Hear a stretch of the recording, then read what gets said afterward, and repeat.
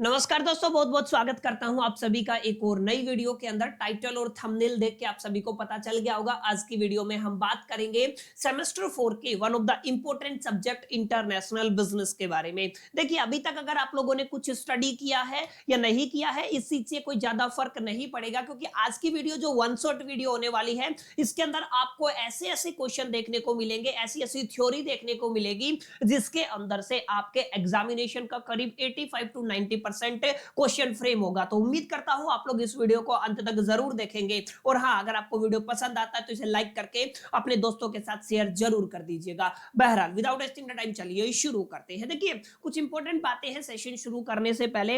Exactly इससे पहले हम लोगों ने काफी आपके इंपॉर्टेंट पेपर्स के लिए वन शॉट वीडियोस बनाए। आप कमेंट बॉक्स चेक कर सकते हैं, उन तमाम वन शॉट वीडियोस के अंदर से अप टू 85 टू 90% आप सभी का क्वेश्चन फंसा, और आप सभी ने उन तमाम वन शॉट वीडियोस को भर भर के प्यार दिया। उम्मीद करता हूं यही प्यार मैं एक्सपेक्ट करता हूं कि आप हमारी इस वीडियो को भी देंगे। और हाँ, एक छोटी सी रिक्वेस्ट आप सभी से ये है, सेशन शुरू करने से पहले अगर आप लोग कोई सजेशन देना चाहते हैं किस तरीके से हम अपने कंटेंट को इंप्रूव कर सकते हैं, तो let me know in the comment box, और अपना फीडबैक जरूर दीजिएगा। एग्जैक्टली वन शॉट वीडियो के अंदर से कितना पेपर के बाद आपके एग्जामिनेशन के अंदर कितने क्वेश्चन फंसे। बहरहाल, अब आइए शुरू करते हैं। देखिए, ये आपके सामने कुछ छोटे क्वेश्चन लिखे हुए हैं, जिनको आप लोग वेरी शॉर्ट आंसर टाइप बोल दीजिए या शॉर्ट आंसर टाइप बोल दीजिए, या सिंपल लैंग्वेज में आपको बोलूं, आपके एग्जामिनेशन के अंदर लिखा आएगा कि आपको शॉर्ट नोट लिखना है। मतलब थोड़ा डिटेल में एक्सप्लेन नहीं करना है, सिंपल टर्मिनोलॉजी में आपको एक्सप्लेन करना है। और ये करीब करीब 8-10 आपको अलग अलग क्वेश्चन दिख रहे होंगे, जहां पे सबसे पहले कैपिटल जो अकाउंट है उसको एक्सप्लेन करना है, यूनिलैटरल ट्रांसफर अकाउंट को एक्सप्लेन करना है, causes of the disequilibrium in the BOP, उसके बाद हम डब्ल्यूटीओ की बात करेंगे, आईएमएफ की बात करेंगे, वर्ल्ड बैंक की बात करेंगे, और ऐसे चलते चलते लास्ट क्वेश्चन रहेगा थ्योरी ऑफ एब्सोल्यूट एडवांटेजेस। ये वो तमाम क्वेश्चन है माय डियर फ्रेंड्स, जिनके अंदर से काफी क्वेश्चन आपके एग्जामिनेशन के अंदर रिपीट होंगे। अब देखिए, इनको समझ लेते बारी बारी करके, ज्यादा डिटेल में चलेंगे। आज थोड़ा सा लंबा सेशन 1 से 1.5 घंटे का रहेगा, तो मेक श्योर करके आप आराम से इत्मीनान से बैठिए और एक एक क्वेश्चन को डिटेल में समझिएगा, ताकि आप लोग उसको बिल्कुल डिटेल में एनालिसिस करके समझ के और अपने पेपर में एज इट इज लिख के आ सके। बहरहाल, देखिए, पहला क्वेश्चन क्या है। पहला क्वेश्चन है आपका कैपिटल अकाउंट के बारे में आपको एक्सप्लेन करना है। देखिए, कैपिटल अकाउंट का जो मेन काम है, या कैपिटल अकाउंट, ये जो टर्मिनोलॉजी है, यहां पर इंटरनेशनल बिजनेस के अंदर हम लोगों ने बीओपी पढ़ा है, बैलेंस ऑफ द पेमेंट। उम्मीद करता हूं आप लोगों ने ये नाम सुना होगा, कहीं ना कहीं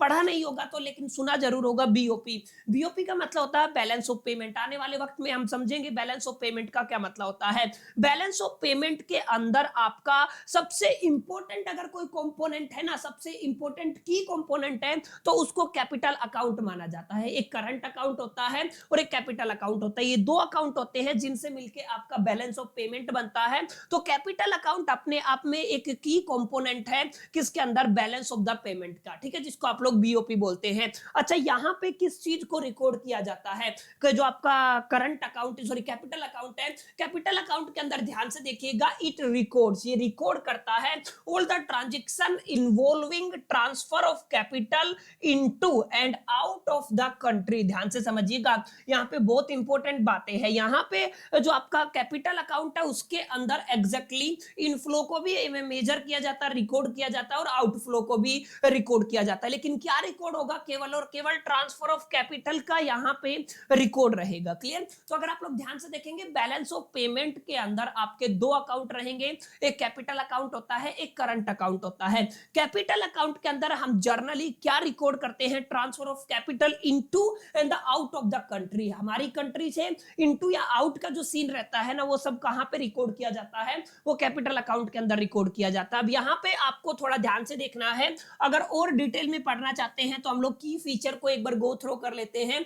कैपिटल ट्रांसफर, इसका मतलब क्या है, इंक्लूड करके चलता है जो भी हम लोगों ने डेप्थ फॉर गिवन से उसको इंक्लूड करते हैं। ट्रांसफर ऑफ एसेट्स को इंक्लूड करते हैं बाय द माइग्रेंट, जो भी माइग्रेंट्स हैं अगर वो ट्रांसफर ऑफ एसेट करते हैं तो वो भी कहां पे चला जाएगा, कैपिटल अकाउंट के अंदर चला जाएगा। एंड जो भी गिफ्ट रिलेटेड कैपिटल है, यानी कि गिफ्ट की टर्म में जो कैपिटल होता है ना, वो सब कहां पे रिकॉर्ड किया जाता है माय डियर फ्रेंड्स, वो आपका कैपिटल अकाउंट के अंदर रिकॉर्ड किया जाता है। इसके अलावा देखिए acquisition disposal of the non produced and non financial assets such as, अगर हम बात करें right to the natural resources, patents and copyright, अगर आप लोग ध्यान से देखेंगे जो आपके क्या हो गए rights to the natural resources, natural resources के जो राइट्स हैं, जितने भी पेटेंट्स हैं, जितने भी कॉपीराइट्स हैं, ये सब भी यहाँ पे हम लोग कहाँ पे रिकॉर्ड करते हैं, आपके कैपिटल अकाउंट के अंदर रिकॉर्ड करते हैं। ट्रांसफर ऑफ कैपिटल को रिकॉर्ड किया जाता है, डेब्ट फॉरगिवनेस को रिकॉर्ड किया जाता है, transfer of assets by the migrants को रिकॉर्ड किया जाता है, gift related to the capital को रिकॉर्ड किया जाता है,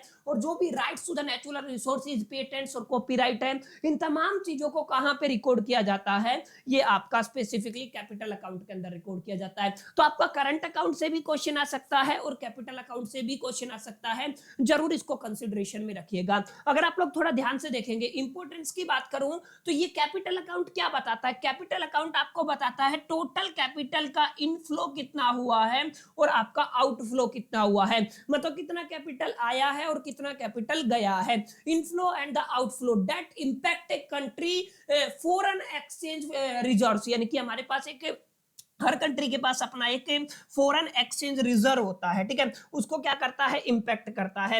important for understanding A countries external economic stability, इसे पता चलेगा किसी भी कंट्री का एक्सटर्नल इकोनॉमिकल स्टेबिलिटी क्या रहता है। क्लियर, तो बहुत बेसिक बेसिक बातें हैं, आपको समझना है कैपिटल अकाउंट कहां पे इस्तेमाल किया जाता है, इसका यूजेस क्या होता है, इसकी की फीचर्स क्या होती है और इसकी इंपॉर्टेंस क्या रहने वाली है। बहुत बार आपके एग्जामिनेशन के अंदर ऐसे सवाल रिपीट होते हैं। अब आगे अगर अब मैं सेकंड क्वेश्चन की बात करूं तो देखिए सेकंड क्वेश्चन के अंदर अगर आप लोग ध्यान से देखेंगे, सेकंड क्वेश्चन को अंडरस्टैंड करने की कोशिश करेंगे तो यहां पे क्या लिखा हुआ है, यहां पे लिखा हुआ है यूनिलैटरल ट्रांसफर अकाउंट। यहां पे क्या लिखा हुआ है, वन साइडेड ट्रांसफर भी बोला जाता है। अगर आपसे पूछा जाए what is the meaning of unilateral transfer account, इसका क्या मतलब होता है, तो इसका भी जुड़ाव जो है, इसका भी जो कनेक्शन है वो आपके बीओपी बैलेंस ऑफ पेमेंट से जुड़ा हुआ है। अगर आप लोग ध्यान से देखेंगे unilateral transfer account is a part of the current account.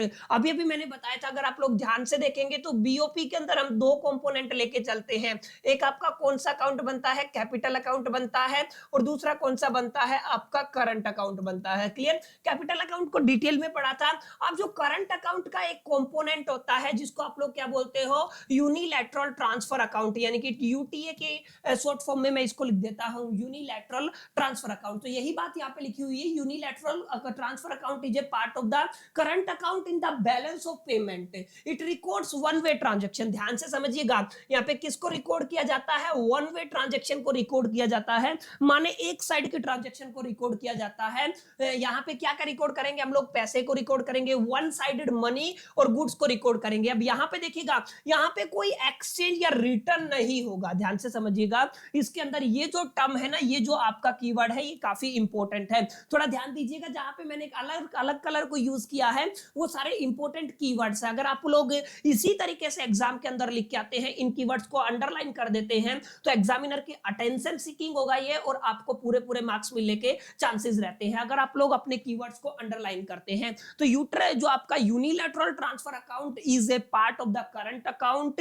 In the balance of payment and it records one way transfer of the money और गुड्स। एक साइड से जो ट्रांसफर हुआ है मनी और गुड्स विदाउट एनी रिटर्न और exchange, बिना किसी रिटर्न के और बिना किसी एक्सचेंज के। तो ये क्या कहलाता है माय डियर फ्रेंड्स, ये आपका यूनिलैटरल ट्रांसफर अकाउंट कहलाता है, जहां पे केवल एक साइडेड का यानी कि वन साइडेड रिकॉर्ड मेंटेन किया जाता है। अगर यहाँ पे भी मैं आपके की एग्जांपल की बात करूं तो ध्यान से समझिएगा, अगर कोई भी गिफ्ट या डोनेशन दिया जाता है किसी भी फॉरेन कंट्री के थ्रू, तो ये किस कैटेगरी में आएगा माय डियर फ्रेंड्स, ये आपका यूनिलैटरल ट्रांसफर अकाउंट के अंदर रिकॉर्ड किया जाएगा। जो भी गिफ्ट्स आते हैं, जो भी डोनेशन आते हैं, या जो भी रेमिटेंस रेमिटेंस होता है send by the residents working abroad, या फिर आप लोग कह सकते हैं एक और एग्जांपल ले सकते हैं एड एंड ग्रांट जो भी होते हैं रिसीव्ड फ्रॉम फॉरेन गवर्नमेंट और ए इंटरनेशनल ऑर्गेनाइजेशन। कोई भी इंटरनेशनल ऑर्गेनाइजेशन की बात कर लीजिए या फिर फॉरेन गवर्नमेंट की बात कर लीजिए, अगर इनकी तरफ से कोई भी एड या ग्रांट मिलता है तो वो भी कहां पे रिकॉर्ड किया जाता है, वो भी आपका यूटीए यूनिलैटरल ट्रांसफर अकाउंट के अंदर रिकॉर्ड किया जाता है। और ये कहां पे आता है, ये आपका करंट अकाउंट के अंदर आता है। क्लियर? तो ये की फीचर है, की एग्जांपल है जिनको आपको याद रखना है।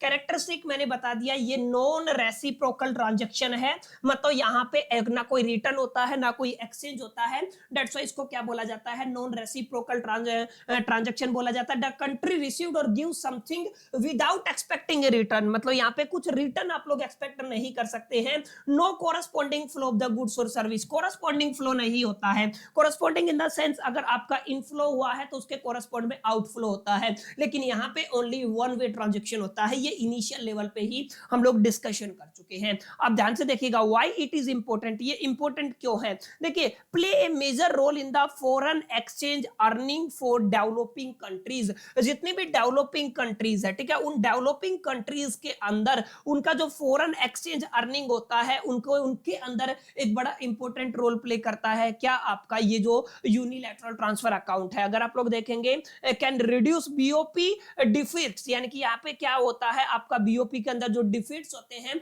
उनको क्या करता है, रिड्यूस करने का काम करता है। Show the countries economic dependency और द कंट्रीब्यूशन, ये बताएगा कि एग्जैक्टली इकोनॉमिक कंट्रीब्यूशन कितना है उस कंट्री का और उसकी डिपेंडेंसी कितनी है, उसी चीज से पता चलेगा ना कि डिपेंडेंसी कितनी है और उसका एक तरीके से कंट्रीब्यूशन कितना है। तो अगर आपके एग्जामिनेशन के अंदर आता है एक्सप्लेन यूनिलैटरल ट्रांसफर अकाउंट या फिर right A short note on the unilateral transfer account, ये सिंपल आ जाए define the unilateral transfer account, तो आपको इस तरीके से एक्सप्लेन करना है। कुछ कुछ कीवर्ड्स है जिनको मैंने प्रॉपर तरीके से फॉर्मेट में तैयार किया हुआ है ताकि आप लोग एक एक जो कीवर्ड है उसको अंडरलाइन करके अपने एग्जामिनेशन के अंदर फोड़ के आ सकें। ये आपके दो क्वेश्चन हो चुके हैं। तीसरा क्वेश्चन बहुत आसान है जिसके अंदर पूछा गया है जो आपका बीओपी होता है, बैलेंस ऑफ पेमेंट होता है, उसके अंदर डिसइक्विलिब्रियम का क्या मतलब होता है, पहले तो ये समझे और उसके कारण क्या। डिसइक्विलिब्रियम और इक्विलिब्रियम, देखिए इक्विलिब्रियम का मतलब होता है एकदम समान सिचुएशन, इक्वल जिसको कहते हैं ना, यानी कि जैसे outflow is equal to the inflow, this is the आपका इक्विलिब्रियम स्टेट बोलेंगे।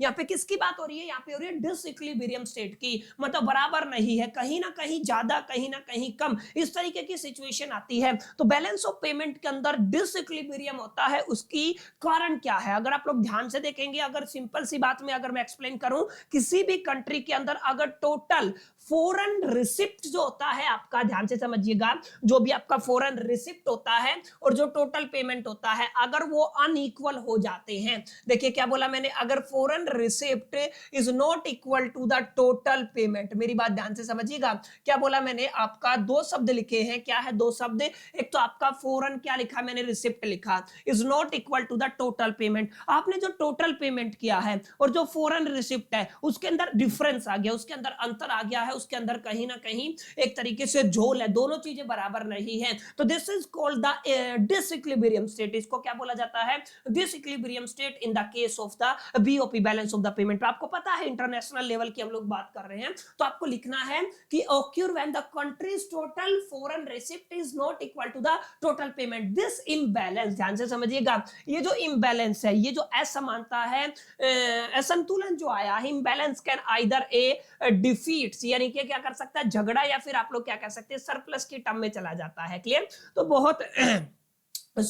बहुत आसान लैंग्वेज में मैंने आपको बता दिया what is exact cause of the disequilibrium in the BOP, यानी कि बैलेंस ऑफ पेमेंट के अंदर डिसइक्विलिब्रियम का मेन रीजन क्या होता है। अब मेन कॉजेस की अगर मैं बात करूं, अगर कई बार क्या होता है, ट्रेड इंबैलेंस हो जाता है। ट्रेड इंबैलेंस का मतलब जो आपका इंपोर्ट है और जो एक्सपोर्ट है, कहीं ना कहीं उनके अंदर एक ह्यूज डिफरेंस आ जाना, उसको क्या बोलते हो आप लोग, ट्रेड इंबैलेंस बोलते हो। Excessive import over the export, ध्यान से समझिएगा, आपका इंपोर्ट ज्यादा हो गया as compare to the export, leads to a trade deficits, यानी कि क्या करेगा, ये ट्रेड डिफिट्स करेगा। तो जो ट्रेड इंबैलेंस होता है ना बच्चा, वो किसका कारण होता है, वो डिसइक्विलिब्रियम का कारण होता है। ये जो सिचुएशन बनती है, foreign receipt is not equal to the total payment जिसको बोलते हो ना, ये कब बनती है, अगर आपका ट्रेड इंबैलेंस हो जाए, यानी कि आपका जो इंपोर्ट है वो एक्सेसिव अमाउंट में हो एज कंपेयर टू द, या फिर ओवर द एक्सपोर्ट, तो इस केस में ट्रेड इंबैलेंस हो जाएगा। क्लियर। यहाँ पे क्या होता है, कोज, अच्छा ये क्या होता है, इंपोर्ट और एक्सपोर्ट का ये लफड़ा क्या होता है, caused by low competitiveness and a heavy dependency on the foreign goods। बहुत सारी ऐसी कंट्री है जो क्या करती है, कहीं ना कहीं ज्यादा डिपेंडेंसी रखती है किसके ऊपर, फॉरेन गुड्स के ऊपर। इनकी वजह से उनके यहाँ पे इंपोर्ट ज्यादा हो जाता है आइटम या गुड्स, और वहां पे एक्सपोर्ट के कंपैरिजन में, जिसकी वजह से ट्रेड इंबैलेंस आ जाता है। और ट्रेड इंबैलेंस की वजह से डिसइक्विलिब्रियम की स्टेट जनरेट होती है। सेकंड कारण देखिए आपका कैपिटल फ्लाइट है। कैपिटल फ्लाइट का मतलब क्या है, outflow of the money due to the political instability or a lack of the investor confidence। आप दो कारण है, एक तो पॉलिटिकल इंस्टेबिलिटी चल रही है कंट्री के अंदर, एक लैक ऑफ इन्वेस्टर कॉन्फिडेंस। आपके धंधे के अंदर, आपके बिजनेस के अंदर, आपकी कंट्री के अंदर जो भी एक तरीके से एंटिटीज एग्जिस्ट करती है, जो भी बिजनेस एग्जिस्ट करता है, उनके अंदर इन्वेस्टमेंट को लेकर के जो इन्वेस्टर है उनके अंदर लैक ऑफ कॉन्फिडेंस है। They are not interested, they are not have such a high confidence to invest in your balance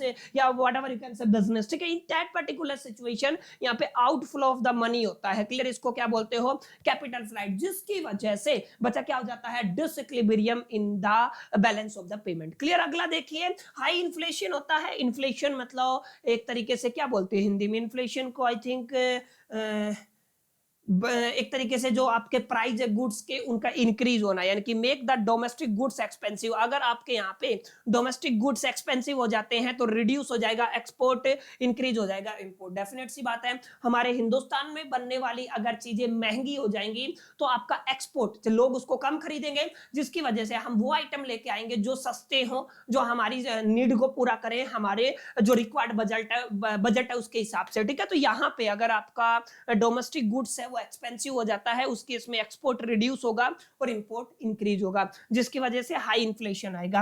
अगला रीजन है एक्सचेंज रेट ऑफ फ्लक्चुएशन, और अगला रीजन है डेप्ट रीपेमेंट। अगर डेप्ट की रीपेमेंट नहीं होती है तो उस केस में भी आपका बैलेंस ऑफ पेमेंट के अंदर डिसइक्विलिब्रियम आता है। तो I think these points are more than sufficient. आप लोग इसको इजीली लिख के आ सकते हैं, एग्जामिनेशन के अंदर इस तरीके के क्वेश्चन पूछे जाएं तो आप लोग इजीली टैकल कर सकते हैं। तो ये आपका पूछा जाएगा, कॉज ऑफ डिसइक्विलिब्रियम क्या होता है। तो 3 सवाल हमने अभी तक किए।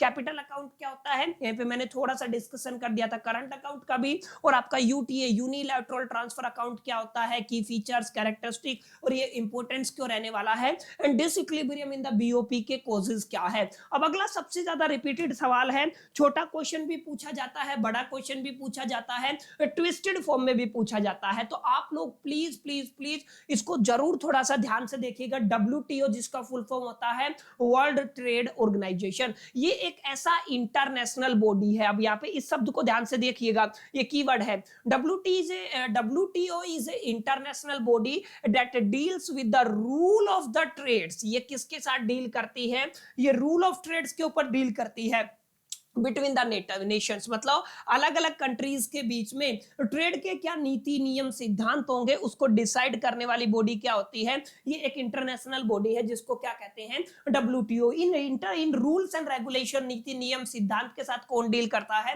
WTO डील करता है, वर्ल्ड ट्रेड ऑर्गेनाइजेशन डील करता है। एक इंपॉर्टेंट बात और बता देता हूं, 1 जनवरी 1995 को WTO का एस्टेब्लिशमेंट हुआ था। उससे पहले आप लोगों को याद रखना है GAAT, इसके रिप्लेसमेंट में हुआ था। इससे पहले क्या होता था, GATT होता है। ठीक है, GATT का मतलब journal agreement on the tariff and the trade, याद रखिएगा, journal agreement on the tariff and trade, यहाँ पे भी लिख रखी है full form, journal agreement on the tariff and trade. इससे पहले ये पहले होता था 1995 से पहले क्या होता था आपका, GATT होता था, यानी कि journal agreement on tariff and trade. इसको रिप्लेस करके 1 जनवरी को, अगर आप लोग ध्यान से देखेंगे 1995 को कौन सी बॉडी का निर्माण किया गया है, WTO, वर्ल्ड ट्रेड ऑर्गेनाइजेशन का, जिसका काम क्या होता है, जो भी रूल ऑफ ट्रेड है उनके साथ डील करना। क्लियर? तो बहुत जरूरी सवाल ये आपके एग्जामिनेशन के लिहाज से हो जाता है। उम्मीद करता हूं आपको यहां तक चीजें समझ में आई होंगी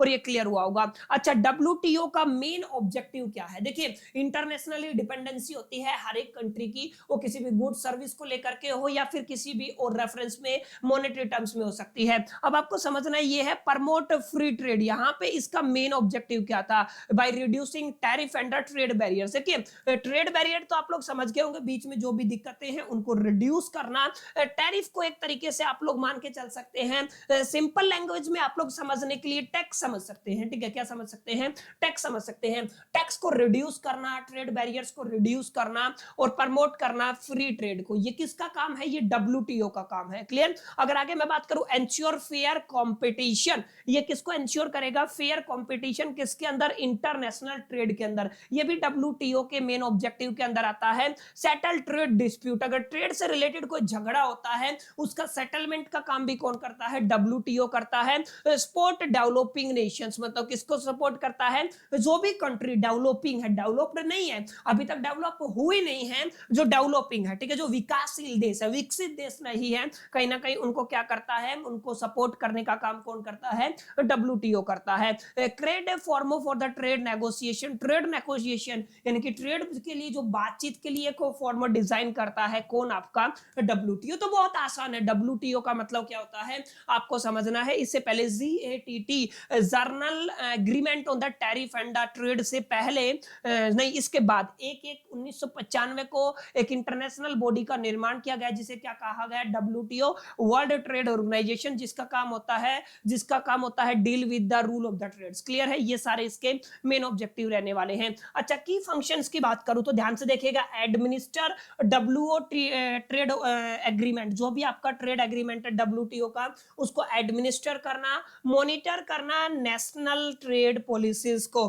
ठीक है, यहाँ पे इंटरनेशनल ट्रेड पॉलिसीज को, provide the technical assistance and training, ये क्या प्रोवाइड करें, टेक्निकल असिस्टेंस प्रोवाइड करें और ट्रेनिंग प्रोवाइड करें। कॉर्पोरेट यानी कि cooperate with the other global institution, यानी कि जो भी अलग ग्लोबल इंस्टीट्यूशन है, हम पढ़ेंगे अभी अभी, IMF हो गया, वर्ल्ड बैंक, दोनों को पढ़ेंगे, इनके साथ एक तरीके से क्या करना, कोऑपरेट करने का काम किसका होता है, WTO का होता है। तो WTO के बारे में सवाल पूछा जाता है, आपको इस तरीके से एक्सप्लेन करना है। अगर आप लोग इस तरीके से एक्सप्लेन करेंगे तो डेफिनेटली आप अपने एग्जामिनेशन के अंदर फोड़ के आ सकते हैं। अब इससे आगे जैसे मैंने बताया ना, और भी इंटरनेशनल इंस्टीट्यूशन या ग्लोबल इंस्टीट्यूशन है, IMF के बारे में और वर्ल्ड बैंक के बारे में भी सवाल आता है। तो अब हम समझने वाले हैं IMF का क्या मतलब होता है और वर्ल्ड बैंक का क्या मतलब होता है। तो जैसा कि मैंने आपको बताया, अगला क्वेश्चन हमारा IMF का रहेगा, जिसकी फुल फॉर्म होती है इंटरनेशनल मॉनेटरी फंड। नाम से पता चल रहा है, इंटरनेशनल मॉनेटरी फंड जो होता है ना, उसको शॉर्ट फॉर्म में एब्रीविएशन क्या यूज किया जाता है, IMF यूज किया जाता है।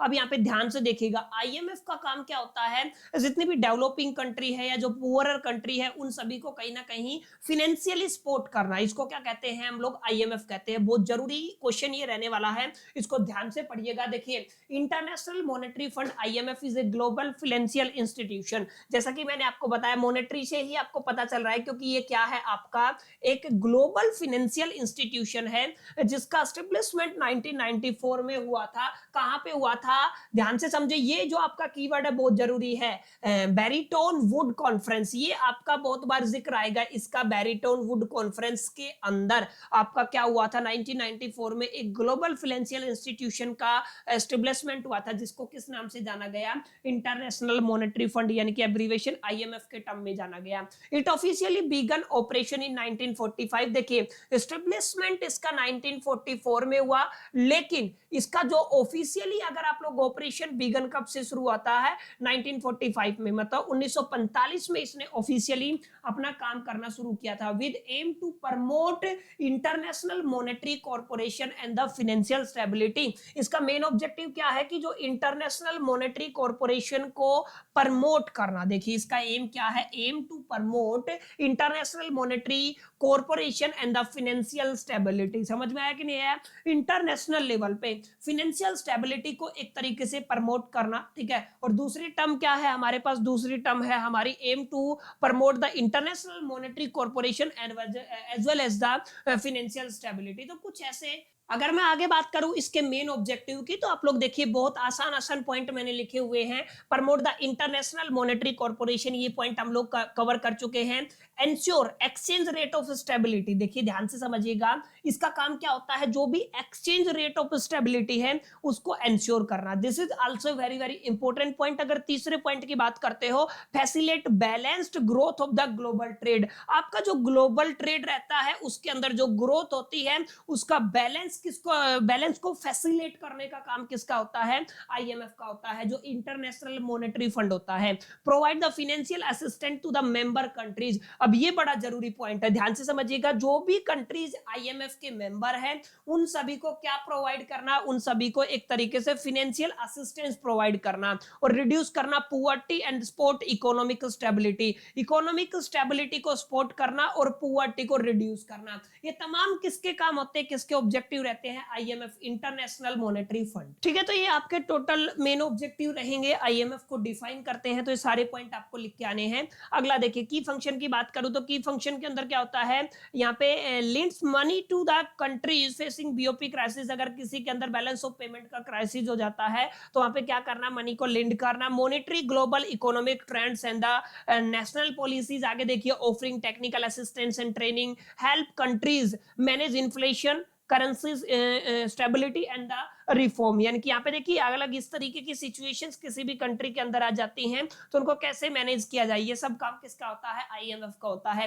तो छोटा सा क्वेश्चन है, इसको जरूर कर लीजिएगा, आईएमएफ से रिलेटेड सवाल आते हैं। देखिए इस वन शॉट वीडियो का मेन मोटिव यही है कि जो मेन कंसिडरेशन है, मेन जो थ्योरेटिकल पार्ट है, मेन जो इंपॉर्टेंट बातें हैं उनका एक्सप्लेनेशन मैं आपको कर दूं। हम उतना डिटेल में नहीं जाएंगे जितना डिटेल में हम लोग अपने वन शॉट वीडियोस के अंदर लेक्चर के अंदर पढ़ते, क्योंकि ये आपकी पूरी किताब का जिस्ट है, आपकी पूरी किताब का निचोड़ है। और अगर आप लोग देखेंगे एक एक चैप्टर को पढ़ाने में हमें 10-10 घंटे लग जाते हैं, 10-10 पीरियड की जरूरत होती है। तो यहाँ पे उन सब के जिस्ट को अगर हम लोग डिटेल में समझने चले गए ना तो डेफिनेट सी बात है लेक्चर 1 घंटे में कभी खत्म नहीं होगा। ठीक है, और यहाँ पे मैं जो सारा आपका प्रेजेंटेशन बना के लेके आया हूँ वो इजी टू लर्न फॉर्मेट में है। एक बार अगर आप लोग उनको रीड आउट करेंगे तो डेफिनेटली आपके दिमाग में वो सारी चीजें मेमोराइज हो जाएंगी। आईएमएफ के बाद अगला क्वेश्चन आता है वर्ल्ड बैंक का। वर्ल्ड बैंक भी आपका एक इंटरनेशनल फाइनेंशियल इंस्टीट्यूशन रहने वाला है, ये आपको थोड़ा ध्यान में रखना है। अगर मैं बात करूं ये क्या करता है, ये लोन और ग्रांट्स प्रोवाइड करता है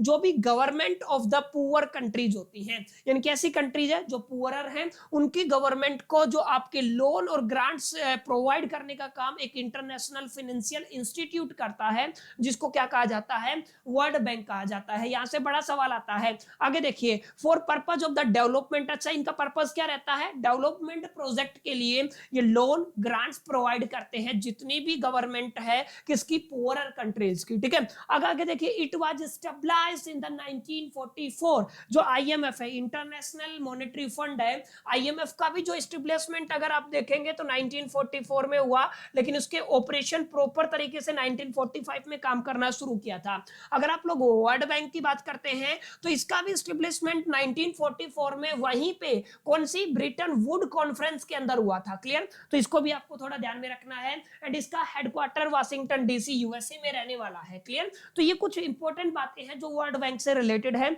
जिनको आपको जरूर अपने जहन जद्दो दिमाग में रखना है। अगर मैं बात करूं structure of the world bank group, अगर आप लोग देखेंगे वर्ल्ड बैंक के अंदर जो ग्रुप है, ठीक है, उसका स्ट्रक्चर क्या रहने वाला है, the world bank mainly refer to institution, यहाँ पे 2 इंस्टीट्यूशन रहने वाले हैं, एक आपका आईबीआरडी रहने वाला है, एक आपका आईडीए रहने वाला है। पहला क्या है, आईबीआरडी, दूसरा क्या रहने वाला है, आईडीए। आईबीआरडी की full form international bank for the reconstruction and the development, IBRD international bank of the reconstruction and the development इसका रहने वाला है। अगर आईडीए की बात करें तो इंटरनेशनल डेवलपमेंट एसोसिएशन, आईडीए इसका रहने वाला है। Together they are the part of the world bank group, ये दोनों किसका पार्ट है, आपके स्पेसिफिकली वर्ल्ड बैंक ग्रुप का पार्ट है। क्लियर, 3 मोर इंस्टीट्यूशन भी हैं, अगर आप लोग, खैर वो हमारे सिलेबस में नहीं है, हम सिर्फ इतना लिखेंगे वर्ल्ड बैंक ग्रुप के अंदर आईडीए आता है और आईबीआरडी आता है। क्लियर, आगे देखिए, अगर ऑब्जेक्टिव की बात करूं तो जो आपका वर्ल्ड बैंक है उसका काम होता है रिड्यूस पुअर्टी। पुअर्टी कैसे रिड्यूस होगी, यहाँ पे लोन या ग्रांट पास कर देते हैं, क्लियर है।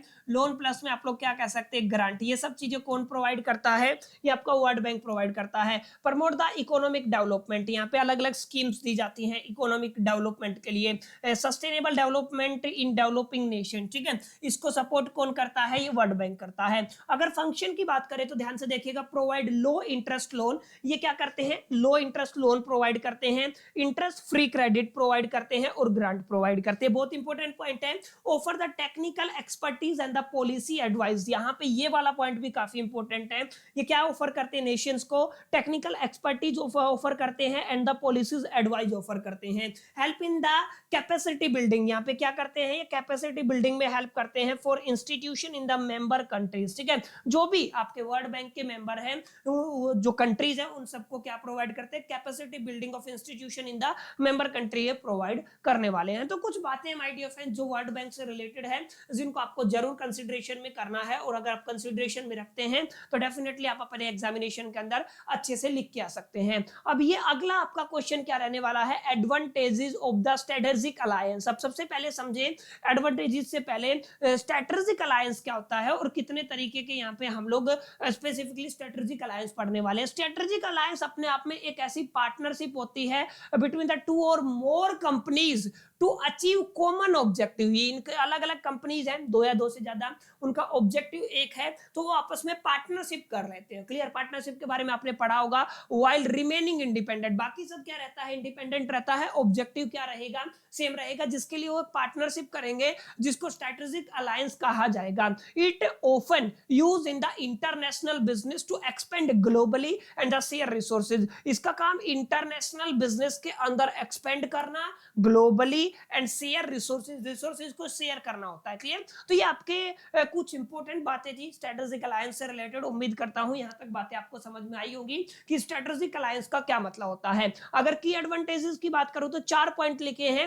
एक्सेस टू न्यू मार्केट, अब ऑब्वियस सी बात है, दो अलग अलग बिजनेस हैं या दो अलग अलग कंपनी हैं, उन्होंने क्या किया है, आपस में अलायंस कर लिया है, तो डेफिनेट सी बात है मेरे वाली कंपनी के पास नया मार्केट होगा सामने वाली कंपनी का, और सामने वाली कंपनी ने मेरे साथ अगर अलायंस किया है तो उसके पास मेरा मार्केट होगा। यानी कि हमारे पास एक्सेस हो जाता है एक न्यू मार्केट का, जहां पर हम लोग ज्यादा से ज्यादा पोटेंशियल कस्टमर तक पहुंच सकते हैं। अगर आप लोग आगे देखेंगे share of resources, this is going to also very very important point. यहां पे हम लोग रिसोर्सेज का क्या करते हैं, शेयर करते हैं। हम दो कंपनियों ने अलायंस किया है, तो मेरे रिसोर्सेज का यूटिलाइजेशन ये वाली कंपनी कर सकती है और इसके रिसोर्सेज का यूटिलाइजेशन ये वाली कंपनी कर सकती है। तो यहाँ पे कहीं ना कहीं रिसोर्सेज का शेयर हो जाता है, एक तरीके से इक्विवेलेंट बॉन्ड वाली सिचुएशन आ जाती है। अगर मैं बात करूं रिस्क रिडक्शन, ऑब्वियस सी बात है, एक कंपनी है, एक जो कंपनी ए, एक कंपनी बी, ए ने ए लोकेशन के अंदर, ए कंट्री के अंदर अपना धंधा जमाया, बी ने भी दूसरी के अंदर, अब इसका अपना एक ब्रांड वैल्यू है, इसका अपना एक ब्रांड वैल्यू है, दोनों चले चलाई बिजनेस है,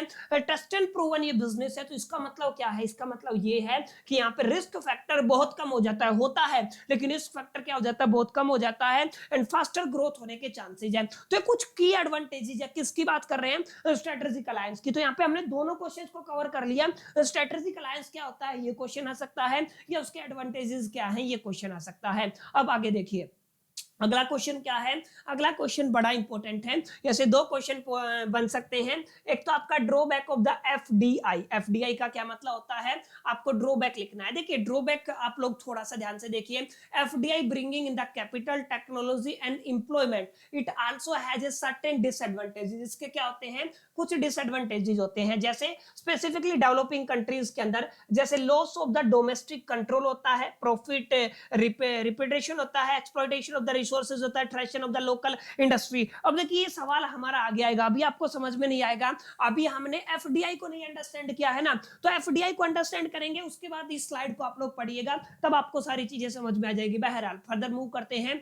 हाँ ये काफी इंपॉर्टेंट सवाल है, एफडीआई के अंडर ही आता है वैसे। ये क्या होता है, ग्रीन फील्ड इन्वेस्टमेंट। यहाँ पे देखिए एफडीआई के अंदर ही दो तरीके की इन्वेस्टमेंट होती है, जिनके अंदर एक क्या होती है, आपकी ग्रीन फील्ड इन्वेस्टमेंट होती है। अब देखिए green field investment is a type of the foreign direct investment. FDI की फुल फॉर्म क्या होती है? Foreign direct investment. तो फॉरेन डायरेक्ट इन्वेस्टमेंट के अंदर दो टाइप्स होते हैं, जिनके अंदर एक टाइप क्या है? ग्रीन फील्ड इन्वेस्टमेंट है। अब ग्रीन फील्ड इन्वेस्टमेंट के अंदर क्या होता है? एक कंट्री से दूसरी कंट्री के अंदर कोई भी कंपनी अपना धंधा, अपना बिजनेस शुरू करती है, लेकिन वो जो धंधा है वो नए सिरे से शुरू होता है, किसी और कंपनी के साथ अलायंस नहीं किया है, बल्कि क्या कहा मैंने? वो धंधा नए सिरे से शुरू हुआ है। तो उस तरीके का जो डायरेक्ट इन्वेस्टमेंट होता है ना, उसको क्या कहते हैं? Green field investment. क्लियर?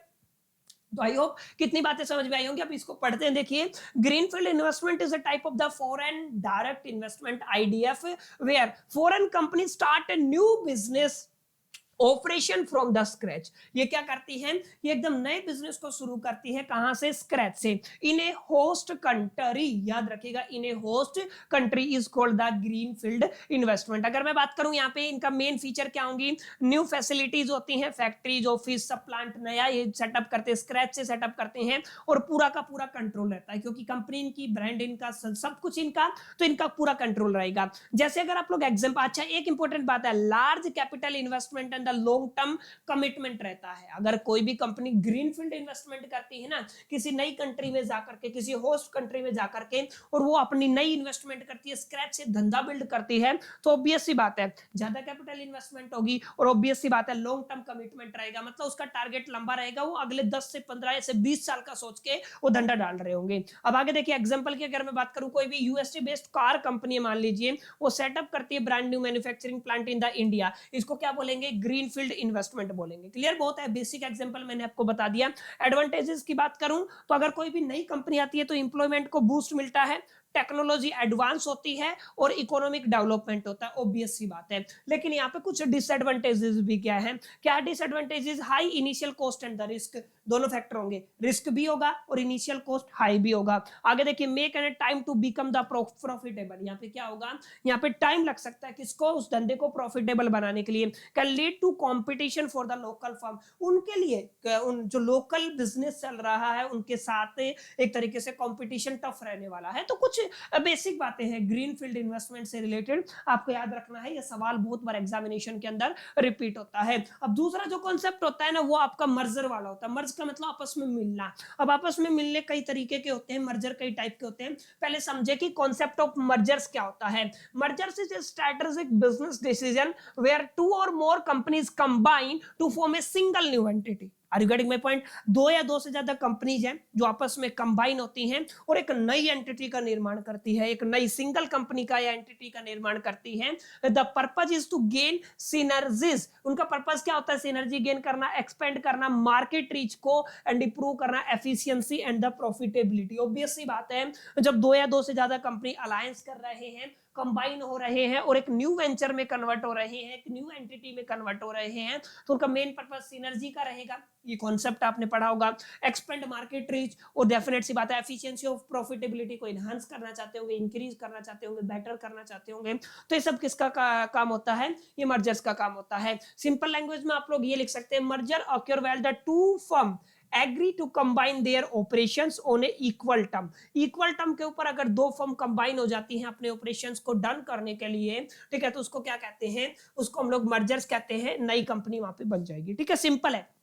अगर मैं बात करूं, एक हॉरिजॉन्टल मर्जर होता है, एक वर्टिकल मर्जर होता है, एक आपका कॉन्ग्लोमरेट मर्जर्स होता है। अब यहाँ पे देखिएगा, अगर हॉरिजॉन्टल मर्जर की बात करूं, सेम इंडस्ट्री की कंपनीज कंबाइन होती हैं, जैसे दो कार कंपनीज है आपस में कंबाइन हो गई, तो उसको क्या बोलेंगे? Horizontal merger. अगर दो डिफरेंट स्टेजेस की कंपनी है, मतलब जैसे एक मैन्युफैक्चरिंग कंपनी है, एक सप्लायर कंपनी है, अगर वो दोनों कंबाइन होती है तो वर्टिकल हो जाएगा। और कॉन्ग्लोमेरेट का अगर मर्जर की बात करूं तो यहाँ पे दो अलग अलग इंडस्ट्री है, जैसे टेक्सटाइल इंडस्ट्री और अगर सॉफ्टवेयर इंडस्ट्री कंबाइन हो जाती है, ठीक है, तो उस केस में क्या बनेगा? आपका कॉन्ग्लोमेरेट मर्जर बनेगा। क्लियर? तो तीन तरीके के मर्जर होते हैं, एग्जामिनेशन के अंदर पूछा जा सकता है। अब मर्ज करने के रीजन क्या हो सकते हैं, बेनिफिट क्या हो सकते हैं? इकोनॉमीज ऑफ स्केल, धंधा बड़ा करने की इकोनॉमी हो सकती है, कंपटीशन को रिड्यूस करना, एक्सेस करना न्यू मार्केट को, और इंप्रूव द ऑपरेशनल एफिशिएंसी। तो ये कुछ ऐसे पॉइंट हैं जिनको आपको ख्याल में रखना है, ये कुछ लिमिटेशन है जिनको आपको याद करना है, और यहाँ पे आकर के आपका कॉन्सेप्ट ऑफ मर्जर कंप्लीट होता है। अगर मैं इसके बाद बात करूं तो दो थ्योरी ऐसी है जो आपके एग्जामिनेशन के अंदर अक्सर पूछी जाती हैं। पहली थ्योरी आपकी रहने वाली है यहाँ पे थ्योरी ऑफ कंपैरेटिव एडवांटेजेस, इसको जरूर करके जाइएगा। सेकंड थ्योरी आपकी रहेगी थ्योरी ऑफ एब्सोल्यूट एडवांटेज। अब इन दोनों के बीच में फर्क जरूर कर लीजिएगा कि थ्योरी ऑफ जो आपकी कंपैरेटिव एडवांटेज है उसके बारे में क्या कुछ बातें आपको नोट करनी है, और जो आपकी थ्योरी ऑफ एब्सोल्यूट एडवांटेज है उसका क्या कुछ यहाँ पे रहने वाला है। चलिए एक बार देख लेते हैं थ्योरी ऑफ कंपैरेटिव एडवांटेजेस। इसको किसने दिया था? डेविड रिचार्डो ने अर्लियर 19th सेंचुरी के अंदर दिया था। ये काफी इंपॉर्टेंट पॉइंट है, नोट कर लीजिएगा। Theory of comparative advantage was given by the David Ricardo in the earlier 19th century. ये बात आपको ध्यान में रखनी है।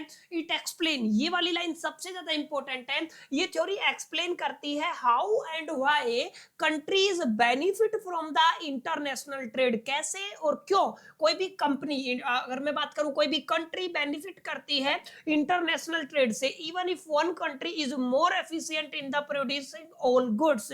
मतलब जिसके कंपैरिजन में अगर आप लोग देखेंगे बहुत सारी ऐसी कंट्रीज है जो मोर एफिशिएंट होती हैं किसको? गुड्स को प्रोड्यूस करने में। तो this is the definition of the theory of comparative advantage. ठीक है, किसने दिया था इसको? डेविड रिकार्डो ने अर्लियर 19th सेंचुरी में दिया था। वहीं अगर आप लोग बात करेंगे theory of absolute advantage war proposed by the Adam Smith in the 1776। ये आपका इंपॉर्टेंट कीवर्ड रहने वाला है। यहाँ पे हम लोगों ने देखा अर्लियर 19th सेंचुरी की बात हो रही है, डेविड रिकार्डो ने इस चीज को क्या किया था? गिवन किया था। अगर यहाँ पे बात करूं थ्योरी ऑफ एब्सोल्यूट एडवांटेज की, तो इसको प्रपोज्ड किया था आदम स्मिथ इन 1776 में। यहाँ पे हम लोगों ने देखा ये थ्योरी एक्सप्लेन करती है how and why countries benefit from the international trade if one country is more efficient in the producing all the goods. इस चीज को आपको याद रखना है। अब यहाँ पे देखें, it is one of the earliest theories of the international trade. अगर आपसे एक नंबर में तो खैर आपके यहाँ पे नहीं आता है, लेकिन फिर भी आपके जद्दोजहद और दिमाग में होना चाहिए जो आपकी अर्लीस्ट थ्योरी में किसका नाम आता है इंटरनेशनल ट्रेड की? एब्सोल्यूट एडवांटेज थ्योरी का नाम आता है। क्लियर? अगर यहाँ पे अगर आप लोग देखेंगे, अगर कॉन्सेप्ट की बात करूं तो यहाँ पे देखिए एक country should specialize in the production and the export. कोई भी कंट्री है वो स्पेशलाइज होती है production and the exports of the goods in which is comparative advantage. अब उसके पास क्या होता है? कंपैरेटिव एडवांटेज होता है। कंपैरेटिव एडवांटेज का मतलब होता है जिसके पास, जो भी कंट्री कोई भी प्रोडक्शन करती है, अगर उसके पास लोअर अपॉर्चुनिटी कॉस्ट होता है तो उसको बोलेंगे हम लोग कंपैरेटिव एडवांटेज। अगर आप लोग यहाँ पे देखेंगे, अगर आप लोग एब्सोल्यूट एडवांटेज की बात करते हैं तो यहाँ पे क्या करेंगे? लोवेस्ट कॉस्ट की बात करते हैं। क्लियर है? यहाँ पे है lower opportunity cost and import goods in which other countries have a comparative advantage. जहां पर क्या होता है? उनको कंपैरेटिव एडवांटेज ज्यादा मिलता है। अगर की पॉइंट्स की बात करूं, की आइडिया की बात करूं, even in one country is more productive in producing both goods. अब ध्यान से समझिएगा, अगर कुछ even if one country is more productive in producing both goods, अगर कोई ऐसी कंट्री होती है जो मोर एक तरीके से कंपैरेटिव होती है, ठीक है, जिसके पास एब्सोल्यूट एडवांटेज होता है, trade can still be benefit countries specialized based on the comparative cost difference. ठीक है, ये आपका इंपॉर्टेंट पॉइंट रहेगा, इसको जरूर ख्याल में रखिएगा। ये कुछ एग्जाम्पल है, ये कुछ बेनिफिट है जिनको आपको याद करना है। ये कुछ आपके एग्जाम्पल हैं और ये कुछ आपके बेनिफिट्स हैं। एग्जाम में ये दोनों लिख के आने, ध्यान रखिएगा। सॉरी, अगर आपसे पूछा जाए थ्योरी ऑफ कंपैरेटिव एडवांटेजेस तो यहाँ पे आपको एग्जांपल भी लिखने हैं और बेनिफिट भी लिखने हैं। पेपर में बहुत बार ये थ्योरी पूछी जाती है, फिर आपको बाद में रिग्रेट होगा। क्लियर? अगर अगली थ्योरी की बात करें तो कुछ कॉन्सेप्ट है जिनको ख्याल में रखना है। A country has absolute advantage if it can produce a good using fewer resources और a lowest cost than the other country. अगर कोई ऐसी कंट्री है जो किसी और कंट्री के कंपैरिजन में एक गुड का प्रोडक्शन करती है एट द लोअर कोस्ट, उसके पास क्या होता है, एब्सोल्यूट एडवांटेज होता है। या सिंपल लैंग्वेज में when one country is more efficient than another country is producing a good, it should specialize in the good and trade for others. Clear, ये क्या करेगी, उसका ट्रेड करेगी अदर्स के लिए। तो this is the main concept about the absolute advantages. Example आप लोग ले लीजिएगा, और यहाँ पे आप लोगों ने, मैंने प्रॉपर तरीके से एक एक चाइना का और इंडिया का एग्जांपल लेके इस चीज को दो एग्जांपल से समझाया हुआ है। एग्जांपल आर मोर इंपोर्टेंट, इनको जरूर एग्जाम में लिख के आइएगा। मैं बार बार आपसे एक ही चीज रिपीट कर रहा हूं माय डियर फ्रेंड्स, कि आपकी कंपैरेटिव एडवांटेज वाली थ्योरी पेपर में आती है, और आपकी जो एब्सोल्यूट एडवांटेजेस वाली थ्योरी भी आपके एग्जामिनेशन के पेपर के अंदर आती है। इस चीज को आपको याद रखना। अब आगे चलते हैं, definition of the international business and its characteristic. This is going to be also very very important question जो पूछा जाता है। इंटरनेशनल बिजनेस का क्या मतलब होता है? ऑब्वियस सी बात है, अगर आप एक कंट्री से बाहर जाके, कंट्री की बाउंड्री से बाहर जाके बिजनेस करते हैं ना, beyond the boundaries of the country, उसको क्या बोलते हैं? इंटरनेशनल बिजनेस बोलते हैं। यानी कि आप लोग सिंपल लैंग्वेज में लिख सकते हैं, international business is doing business activity beyond the boundaries of the country. अगर आप लोग अपनी बाउंड्रीज ऑफ द कंट्री से बाहर जाके बिजनेस करते हैं तो उसको क्या बोला जाता है? उसको इंटरनेशनल बिजनेस बोला जाता है। यहाँ पे कुछ और कॉम्प्लिकेटेड सी डेफिनेशन भी है। International business refer to the all commercial transaction, ये कमर्शियल ट्रांजैक्शन प्राइवेट भी हो सकती है और गवर्नमेंट के थ्रू भी हो सकती है, that take place between two और मोर कंट्रीज, जो दो से ज्यादा कंट्रीज के बीच में होती है। It include trades of the goods and services, ये ध्यान रखिएगा। फॉरेन इन्वेस्टमेंट आ जाता है, लाइसेंसिंग आ जाता है, फ्रेंचाइजिंग आ जाता है, एग्रोस द बॉर्डर। तो बहुत बेसिक बेसिक बातें मैंने आपको बताई। सिंपलेस्ट डेफिनेशन क्या है? In simple word, international business is doing business activity beyond the boundaries of the country is called the international business. इसको क्या बोला जाता है? International business. कैरेक्टरिस्टिक की बात करूं तो क्रॉस बॉर्डर ट्रांजैक्शन होगा, यानी कि एक कंट्री से बाहर जाके हम मल्टीपल कंट्रीज के अंदर क्रॉस बॉर्डर ट्रांजैक्शन करते हैं, इन्वॉल्व मल्टीपल करेंसी। जब यहाँ पे अगर एक कंट्री में आप लोग बिजनेस करते हैं, यानी कि डोमेस्टिक बिजनेस करते हैं, तो डोमेस्टिक बिजनेस के अंदर आपको केवल उसी कंट्री की करेंसी में एक तरीके से आपका जो ट्रांजैक्शन है वो होगा। लेकिन अगर आप लोग इंटरनेशनली जाते हैं तो जिस नेशन में आप लोग जाएंगे, जिस कंट्री में आप लोग जाएंगे, उसकी कंट्री का भी इन्वॉल्वमेंट होगा, ट्रांजैक्शन होंगे। तो यहाँ पे इन्वॉल्व होगा मल्टीपल कंट्रीज, सॉरी मल्टीपल आप लोग करेंसीज का, एंड डाइवर्स वर्कफोर्स। अब ध्यान से देखिएगा, अब इंडिया की वर्कफोर्स है जो इंडिया की कंपनीज में काम करती है। अगर आपने अपने बिजनेस को इंटरनेशनली एक्सपेंड किया, आप मान लीजिए अमेरिका में चले गए या और किसी कंट्री में चले गए, जापान में चले गए, चाइना में चले गए,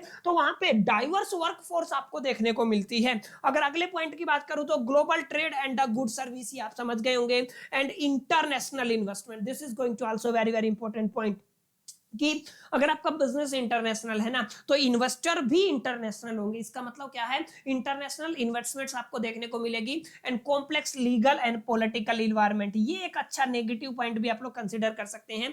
लीगल जो टर्मिनोलॉजी है, लीगल कंप्लायंसेस ज्यादा हो जाते हैं, और पॉलिटिकल इन्वायरमेंट भी बहुत ज्यादा अफेक्ट करता है इंटरनेशनल बिजनेस को। तो international business just nothing but doing a business activity beyond the boundaries of a country is called the international businesses. और ये सारे पॉइंट आप लोग लिख सकते हैं। इसके अलावा भी बहुत सारी ऐसी बातें हैं जो अपने जहन में, आपके जहन में होंगी, जब भी आप लोग इंटरनेशनल बिजनेस करेंगे तो लिख सकते हैं। वो सब किसके अंदर आ जाएगा? कैरेक्टरिस्टिक के अंदर आ जाएगा। तो ये सवाल बहुत बार रिपीट हुआ है एग्जामिनेशन के अंदर, डेफिनेटली आपको करके जाना है। एक सवाल जो आपके इंटरनेशनल बिजनेस से ही जुड़ा हुआ है कि एक्सप्लेन डोमेस्टिक बिजनेस और इंटरनेशनल बिजनेस के बीच में क्या फर्क होता है। देखिए यहाँ पे मैंने आपका डोमेस्टिक बिजनेस लिखा हुआ है, यहाँ पे मैंने आपका इंटरनेशनल बिजनेस लिखा हुआ है। किस बिहा पे हमें क्या करना है? मीनिंग सबसे पहला, यानी कि ये बेसिस है। सबसे पहले मीनिंग की अगर मैं बात करूं, आपकी जो बिजनेस एक्टिविटी है वो कंडक्ट होती है with in the countries boundary, तो उसको आप लोग डोमेस्टिक बोलेंगे। अगर आप लोग कंट्रीज की जो बाउंड्रीज के बियॉन्ड जाके बिजनेस करते हैं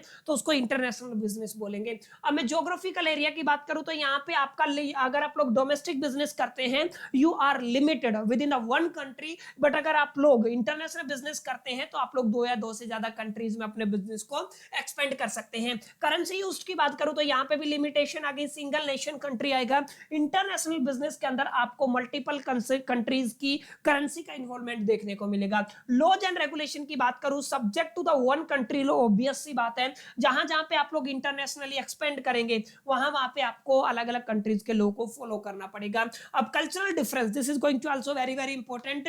यूनिफॉर्म कल्चरल लैंग्वेज आपको देखने को मिलेंगे, लेकिन जब आप अलग अलग कंट्री में बिजनेस लेके जाते हैं तो वहां पे कल्चर भी बदलता है, लैंग्वेज भी बदलती है, भाषा भी बदलती है, ज्योग्राफिकल कंडीशंस भी बदलती हैं। तो ये अच्छा पॉइंट है। अगर रिस्क लेवल की बात करूं तो अपनी कंट्री में कम रिस्क होता है, बाहर जाते हैं तो रिस्क ज्यादा हो जाता है।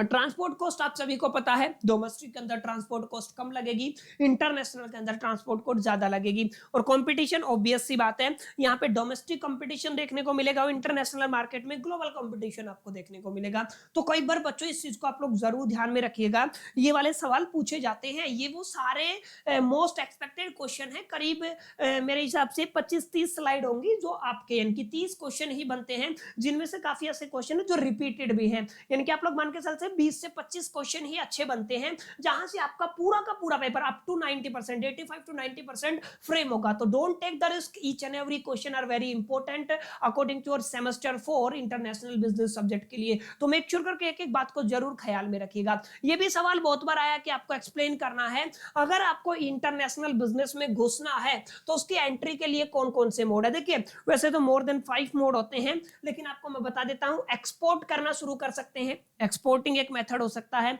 जिसमें डायरेक्ट एक्सपोर्ट भी आता है, इनडायरेक्ट एक्सपोर्ट भी आता है। दूसरा लाइसेंसिंग आता है, बहुत सारी ऐसी कंपनीज है जो लाइसेंस दे करके एक तरीके से परमिट करती है अलग अलग कंपनीज को, उनकी कंट्री में आके बिजनेस कर सकते हैं। स्ट्रेटेजिक अलायंस कर सकते हैं, कॉम्बिनेशन कर सकते हैं, फ्रेंचाइजी आप लोग ले सकते हैं और ज्वाइंट वेंचर शुरू कर सकते हैं। इनके बारे में डिटेल में आप लोग देख लीजिए, यहाँ पे मैंने क्या क्या बातें लिखी हुई है। डायरेक्ट एक्सपोर्टिंग हो गया, इनडायरेक्ट एक्सपोर्टिंग हो गया, कहीं पर रिस्क ज्यादा है कहीं पे कम है, ये तो आप लोगों को भी पता है। आप फ्रेंचाइजी लेंगे तो रिस्क कम होगा और ऑब्वियस ही बात है ग्रोथ ज्यादा होगी, क्योंकि चला चलाया बिजनेस है। तो यहाँ पे क्या है, क्विक एक्सपेंशन होगा विद मिनिमल इन्वेस्टमेंट होगा।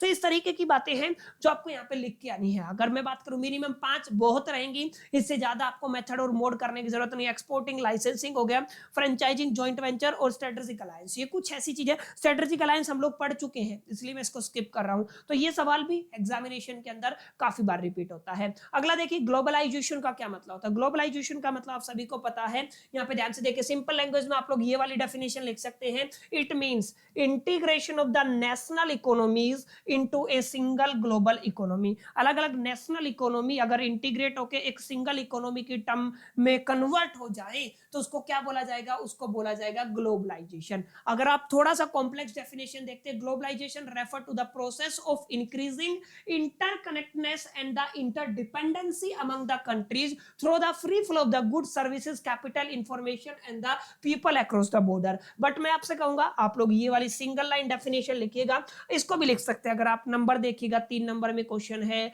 आपका 9 नंबर में क्वेश्चन है, तो आप लोग इस चीज पे डिपेंड करता है। अब इसका impact globalization on international business क्या रहेगा, ऑब्वियस सी बात है। ग्लोबलाइजेशन का इंटरनेशनल बिजनेस के ऊपर इंपैक्ट सबसे पहला तो एक्सपेंशन ऑफ द मार्केट होता है, इंक्रीज कंपटीशन हो जाएगा, growth of the multinational corporation MNC जिसको आप लोग कहते हो, job creation and the outsourcing, यहाँ पे आप लोग लिख सकते हो, access to the resource and the technology and the regulatory and the legal challenge. ये कुछ बातें हैं जिनको आप लोग अच्छे से एक्सप्लेन कर सकते हैं। मोटे मोटे पॉइंट मैं आपको दे रहा हूं जिनके बिहाफ पे आप लोग डिफरेंस क्रिएट कर सकते हैं। बट आप लोग याद रखिएगा, ग्लोबलाइजेशन वाला सवाल पेपर में आता है, ग्लोबलाइजेशन क्या होता है ये पूरा आपको लिख के आना है, और इसका इंटरनेशनल बिजनेस के ऊपर ग्लोबलाइजेशन का क्या इंपैक्ट होता है ये लिख के आना है। बहुत बार ये सवाल है जो एग्जामिनेशन के अंदर आता है, पूछा जाता है, रिपीट होता है, इसको आप लोग कर लीजिएगा। अगला देखिए, बिजनेस एनवायरनमेंट क्या होता है। कहीं भी किसी भी कंट्री के अंदर अगर आप लोग कोई भी बिजनेस करना चाहते हैं ना,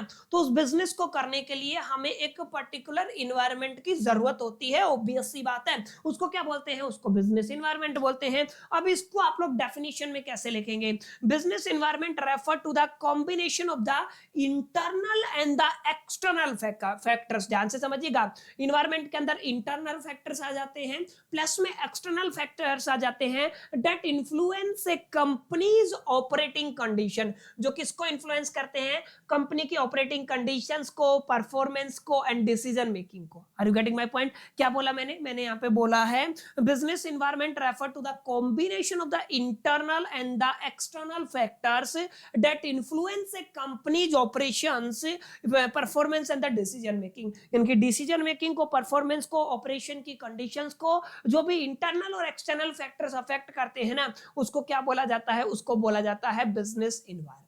आर गेटिंग माय पॉइंट? तो बिजनेस एनवायरनमेंट के बारे में लिखना है। अब यहाँ पे देखिए क्वेश्चन सेकंड ये है कि बिजनेस एनवायरनमेंट की स्टडी करने की जरूरत क्या पड़ी। तो देखिए यहाँ पे अगर आप लोग फॉरेन मार्केट को अंडरस्टैंड करना चाहते हैं तो बिजनेस एनवायरनमेंट को समझना पड़ेगा। अगर आप लोग compliance with laws and regulation करना चाहते हैं तो भी आपको क्या करना पड़ेगा, आपको डेफिनेट सी बात है इनको पढ़ना पड़ेगा। पॉलिटिकल एंड इकोनॉमिकल स्टेबिलिटी के लिए भी हमें बिजनेस एनवायरनमेंट को देखना पड़ेगा, और exchange rate and currency risk को देखने के लिए अगला है strategic planning and the risk management and the cultural sensitivity. ये तमाम ऐसी बातें हैं जिनकी वजह से हमें किसकी स्टडी करने की जरूरत पड़ी, हमें स्टडी करने की जरूरत पड़ी क्या, आपके बिजनेस एनवायरनमेंट। क्लियर? तो ये बिजनेस एनवायरनमेंट आपको समझ में आना चाहिए। बिजनेस एनवायरनमेंट क्या है, इसके आगे होता है कि आपका कल्चर एनवायरनमेंट। अब बिजनेस एनवायरनमेंट के अंदर हमने बताया इंटरनल और एक्सटर्नल फैक्टर्स हैं जिनकी वजह से जो भी बिजनेस एक्टिविटी के ऑपरेशंस हो गए, डिसीजन मेकिंग और परफॉर्मेंस के ऊपर इंपैक्ट पड़ता है। वहीं एक बिजनेस को सेटअप करने के लिए वहां के लोगों का और उनके कल्चर का अपना एक योगदान होता है। जैसे अगर मैं बात करूं, cultural environment refer to the set of the beliefs, values, customs, behaviour and the attitude. Are you getting my point? क्या बताया मैंने? यहाँ पे देखिए कितनी सारी चीजें आपके कल्चरल एनवायरनमेंट के अंदर आती हैं। Set of the beliefs, values, customs, behaviours and the attitude that are shared by a group of people in a specific region और ए कंट्री। समझ में आया? किसी एक स्पेसिफिक रीजन और कंट्री के अंदर जो भी पीपल ऑफ ग्रुप क्या करते हैं, शेयर करते हैं कोई भी सेट ऑफ बिलीव्स हो गया, वैल्यूज हो गया, कस्टम्स हो गया, बिहेवियर हो गया और एटीट्यूड हो गया। ये तमाम चीजें, इसको क्या बोलते हैं आप लोग, कल्चरल एनवायरनमेंट बोलते हैं। Are you getting my point? अब यहाँ पे देखिए ये कल्चरल एनवायरनमेंट आपका शेप करता है how people think, communicate and do business in a particular society. ये सारी चीजें हैं जो मिलके इस चीज को शेप करती है, लोग कैसे सोचेंगे, कम्युनिकेट करेंगे, कैसे बिजनेस करेंगे।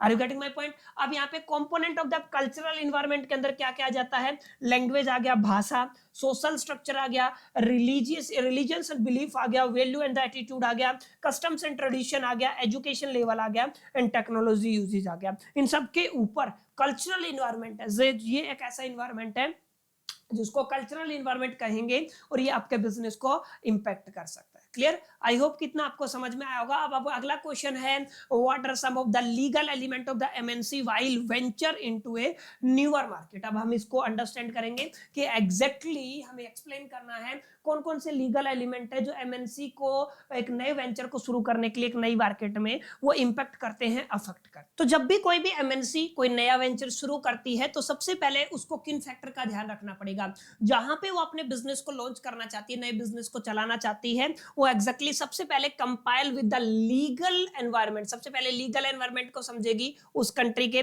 Legal factor can directly affect A countries operation, country के ऑपरेशन को इफेक्ट करता है, प्रॉफिटेबिलिटी को इफेक्ट करता है और रेपुटेशन को इफेक्ट करता है। तो ऑब्वियस सी बात है उसको किसको स्टडी करना पड़ेगा, study and comply with the legal environment, सबसे पहली बात है। ठीक है, इसके अलावा की legal elements of the consideration ये आप लोग जरूर कर लीजिएगा, business registration and the licensing law.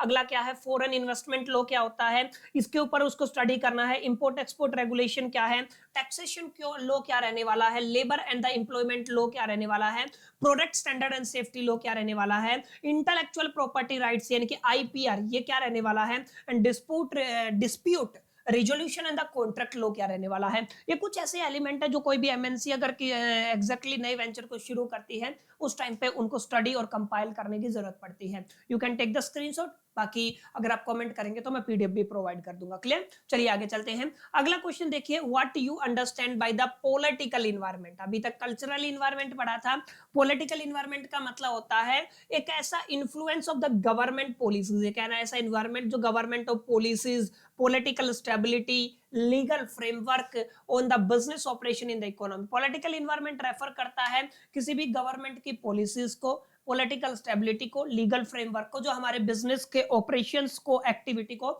उस कंट्री के दरमियान क्या करे, अफेक्ट करे। It includes attitude of government towards the business, ये क्या इंक्लूड करके चलता है, किसी भी सरकार का, किसी भी गवर्नमेंट का बिजनेस को लेकर के क्या एटीट्यूड रहने वाला है, and the level of the political risk faced by the companies, और कंपनीज को किस लेवल का एक तरीके से रिस्क फेस करना पड़ता है। क्लियर? तो यहाँ पे कुछ इस तरीके की बातें होंगी, पॉलिटिकल इन्वायरमेंट से रिलेटेड सवाल आता है, याद रखिएगा। अगर मैं बात करूं component of the political environment, तो यहाँ पे गवर्नमेंट टाइप एंड स्टेबिलिटी को अंडरस्टैंड कर लीजिएगा, 2 पॉइंट लिखे हुए हैं। लीगल एंड रेगुलेटरी फ्रेमवर्क को अंडरस्टैंड कर लीजिएगा, political ideology and the policies को अंडरस्टैंड कर लीजिएगा। ये आपके component of the political environment है। क्लियर? और आगे देखिएगा, आगे क्या है आपका, इंटरनेशनल रिलेशन है, पॉलिटिकल रिस्क है, और government roles in the business है। तो ये कुछ ऐसे कंपोनेंट है जो किसके अंदर आते हैं, पॉलिटिकल इन्वायरमेंट के अंदर आते हैं। पहला क्या है, government type and the stability, legal and the regulatory framework, and political ideology and the policies आपका अगला रहने वाला है।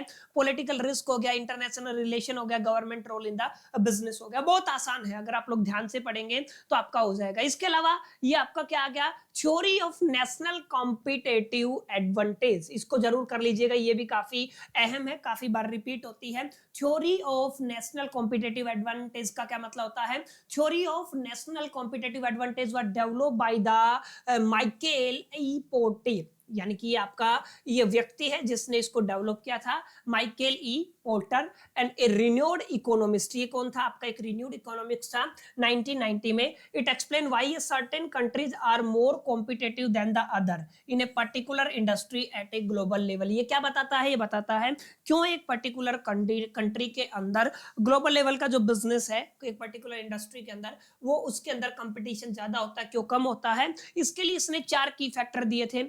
फैक्टर कंडीशन 3 याद कर लीजिएगा, demand condition and the related and the support industry. ये आपके कुछ बेसिक बातें जिनको याद करेंगे तो आप लोग जरूर इसको एग्जामिनेशन के अंदर टैकल कर पाएंगे। वेरी वेरी इंपॉर्टेंट है, सारी ऐसे 15-20 क्वेश्चन है जिनको आप लोग कर लेंगे ना तो आप डेफिनेटली फोड़ के आ सकते हैं। ठीक है, एक अगला क्वेश्चन है, what you mean by the BOP, balance of payment. अभी अभी हमने बताया था बैलेंस ऑफ पेमेंट क्या होता है।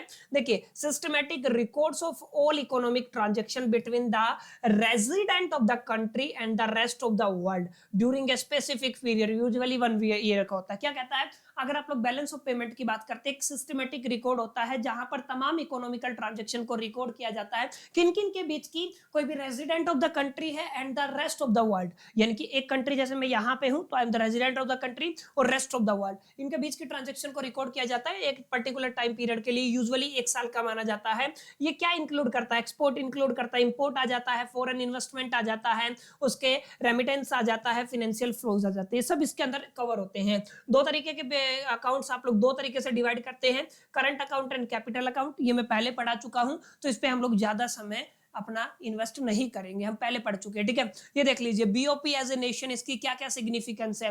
ये क्या करता है, इंडिकेट करता है इकोनॉमी की परफॉर्मेंस को, हेल्प करता है पॉलिसी फॉर्मेशन के अंदर, एक्सचेंज रेट मैनेजमेंट के अंदर, फॉरेन इन्वेस्टमेंट डिसीजन के अंदर, अंडरस्टैंडिंग ट्रेड कॉम्पिटिटिवनेस, और आगे क्या है, स्पोर्ट क्रेडिट रेटिंग। कुछ इंपॉर्टेंट पॉइंट है जो हर एक स्टूडेंट पढ़ के केवल और लिख के आ सकता है, बहुत आसान है, इसमें कुछ ऐसी समझाने वाली बात नहीं है। हाँ, ये सवाल बहुत बार पेपर में आता है, इसको याद भी करना है, अंडरस्टैंड भी करना है।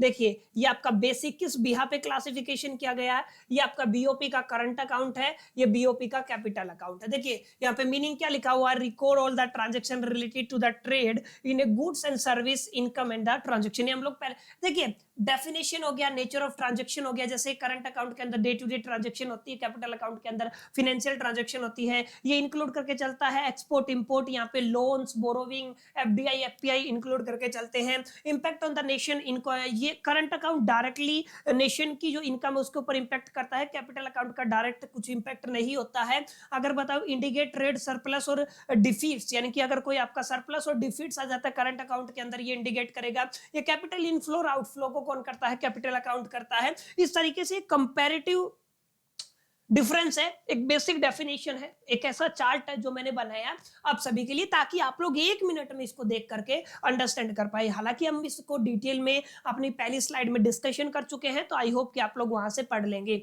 अब अगला देखिए, अगला काफी इंपॉर्टेंट क्वेश्चन है, what are the objective of the economic integration. Economic integration का क्या ऑब्जेक्टिव रहने वाला? तो देखिए, economic integration refer to the process by which two और more countries reduce or remove a trade barrier and the coordinate economic policies. देखिए यहाँ पे क्या करना है, रिड्यूस करना है, रिमूव करना है ट्रेड बैरियर्स को एंड कोऑर्डिनेट करना है इकोनॉमिक पॉलिसीज के साथ to achieve the closer economic cooperation. Clear? तो इसको क्या बोलेंगे? इसको बोलेंगे इकोनॉमिक इंटीग्रेशन। जैसे आप लिख सकते हैं ईयू का, अभी हम पढ़ेंगे ये क्या होता है, यूरोपियन यूनियन है, एसएआरसी, उसके बाद एनएफटीए, यूएसएमसीए एंड एएसईएएन, ये तमाम चीजें हैं जिनका आपको याद करना है। ऑब्जेक्टिव देखिए, अगर आप लोग इकोनॉमिक इंटीग्रेशन के ऑब्जेक्टिव की बात करते हैं, फ्री ट्रेड को प्रमोट करना, इकोनॉमिक एफिशिएंसी को इनहांस करना, ये जो आपकी इन्वेस्टमेंट अपॉर्चुनिटी को इंक्रीज करना, इंप्रूव करना रिसोर्सेज एलोकेशन को एंड बूस्ट करना एम्प्लॉयमेंट एंड द इनकम को। तो बहुत आसान चीजें हैं, उम्मीद करता हूं ये सारी चीजें आप लोग पढ़ लेंगे और आपको याद हो जाएंगी।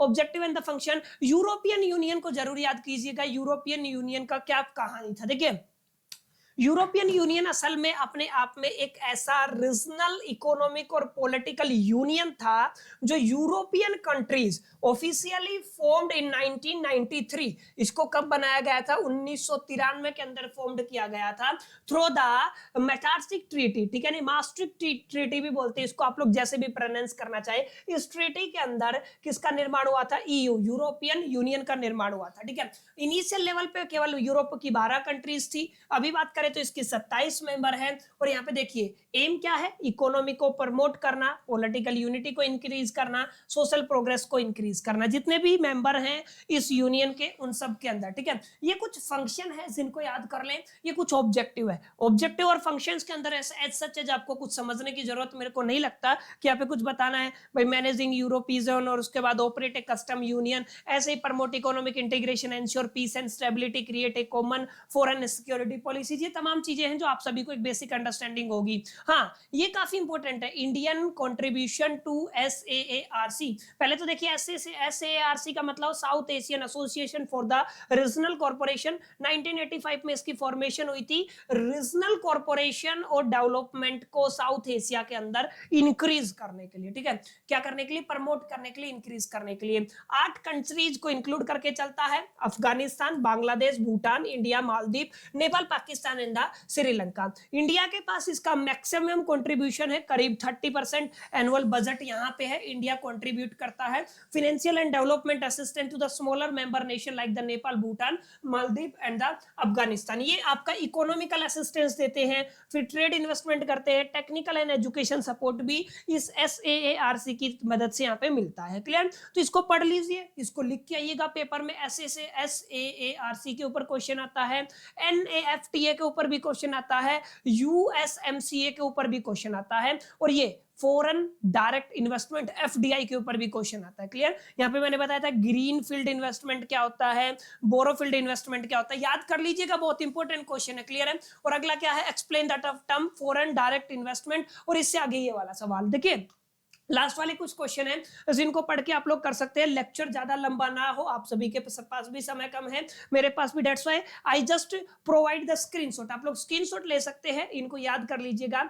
कुछ डाउट आता है तो let me know in the comment box.